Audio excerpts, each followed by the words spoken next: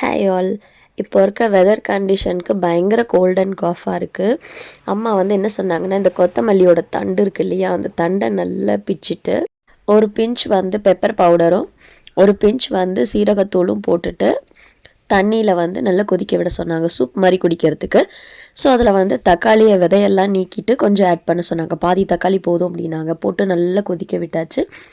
இது நல்ல boiling point வந்துட்டு நான் ஒரு டம்ளர் ஊற்றினேன். அது 3/4 டம்ளர் வற்றின உடனே நான் என்ன பண்ணிட்டேன் அப்படின்னா, அதில் கொஞ்சம் வந்து நல்லா உப்பு போட்டுட்டு குடித்தேன்.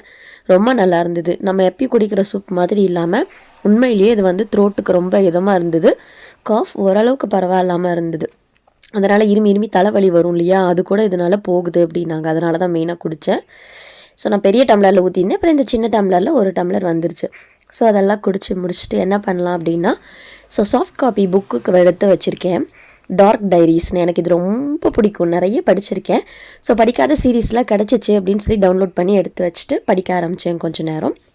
அதுக்கப்புறமா நம்மளால தான் சும்மா இருக்க முடியாது. அப்படி முறுக்கு அம்மா ஊர்லேருந்து முந்திரி மைசூர் பாக் செஞ்சு கொடுத்துருந்தாங்க. ஸோ அதையும் சாப்பிட்டுக்கிட்டே நான் பவர் பாயிண்ட் ரெடி பண்ணணும்னு சொல்லியிருந்தேன் இல்லையா, ஸோ அதோட நிறைய டெம்ப்ளேட்ஸ் வச்சுருக்கேன். ஸோ ஒரு டெம்ப்ளேட்டாக பார்த்துட்ருக்கேன், எது நல்லாயிருக்கு, எந்த டெம்ப்ளேட்டை நம்ம யூஸ் பண்ணலாம் அப்படின்னு சொல்லிட்டு. இதில் உங்களுக்கு ஏதாவது பிடிச்சிருக்கா அப்படின்னு சொல்லுங்கள்.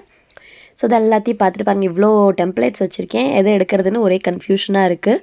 So content ready, template outline மட்டும் ரெடி பண்ணிட்டேன்னா பண்ண ஆரம்பிச்சிடுவேன். என்னோடய பர்சனல் ஃபேவரேட் வந்து இந்த பீஸ் தான். ஸோ இதுவும் உங்ககிட்ட ஷேர் பண்ணணும் அப்படின்னு நினச்சேன். அதனால தான் இங்கே ஆட் பண்ணியிருக்கேன் பாருங்கள்.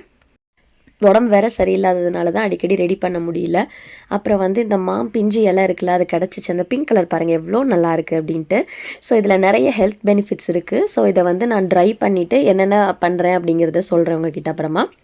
ஸோ நெக்ஸ்ட்டு பார்த்திங்க அப்படின்னா, ஸ்டிக்கர்ஸ் கொஞ்சம் ரெடி பண்ணினேன். அதில் ஒரு 3 பேஜஸ் மட்டும் பிரிண்ட் அவுட் எடுக்க வேண்டியிருந்தது. அது எல்லாத்தையுமே எடுக்க ஆரம்பிச்சிட்டேன். இதை கட் பண்ணிவிட்டு என்னோடய ஃபெப்ரவரி மந்தோட இதில் வந்து செட் பண்ண வேண்டியது தான். ஸோ பாருங்கள் எடுத்தாச்சு. ஸோ ஓரளவுக்கு எனக்கு முடிஞ்சதை வந்து கட் பண்ணி எடுத்து ஒட்டி வச்சுட்டேன். பாய்.